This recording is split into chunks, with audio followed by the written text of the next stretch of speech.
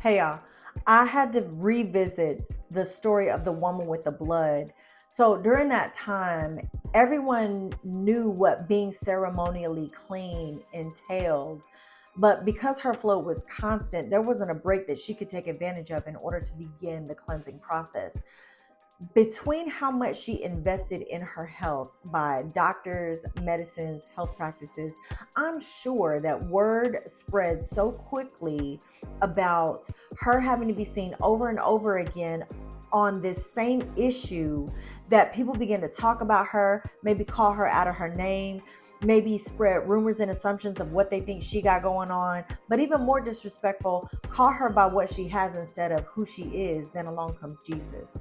And she thinks, man, if I could just touch his robe.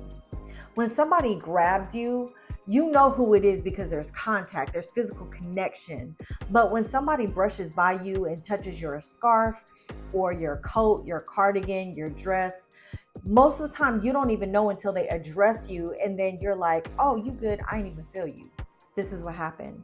She wanted to touch Jesus without really touching him because she had been such an inconvenience to everyone else that maybe she thought she would be inconveniencing him too. So she makes her way through the crowd, hopefully going unnoticed until Jesus asks, who touched my robe? Jesus obviously knew who did it because he knows the heart of man, but it's not about him showing he knows everything as much as it's about who will answer. Hold on to that real quick. She knew she had to get close enough to get the healing she so desperately desired, but she did it without the understanding that it's not what he's attached to, it's him. Without the robe being on Jesus, it's nothing but fabric. And if fabric was what had the healing power, do you know how commercialized his robe would be? Everybody would have one. Now, this is a beautiful account of miraculous healing, but it's deeper than that.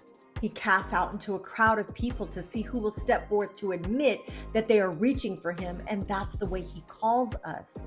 He asks who touched him because he tests the faith of those that want to receive healing to see if they will publicly announce that regardless of what society has said about them, what people have labeled them as, the diagnoses that the doctor has given them, that he is the only one that can make the unclean clean. He is the only one that can make crooked paths straight. He is the only one that can make beauty from ashes. And maybe you feel like God has forgotten about you. Maybe you think he doesn't hear you. He doesn't speak to you. He doesn't listen to you. Maybe you think there's nothing he can do for you, but in your desperation to find him, he will call you. And all you have to do is answer. Be bold and go against the grain like the woman with the blood and step out of the crowd and fall to your knees and confess your sins. And I guarantee that he will tenderly answer you that your suffering is now over and that you can go in peace because your sins are forgiven.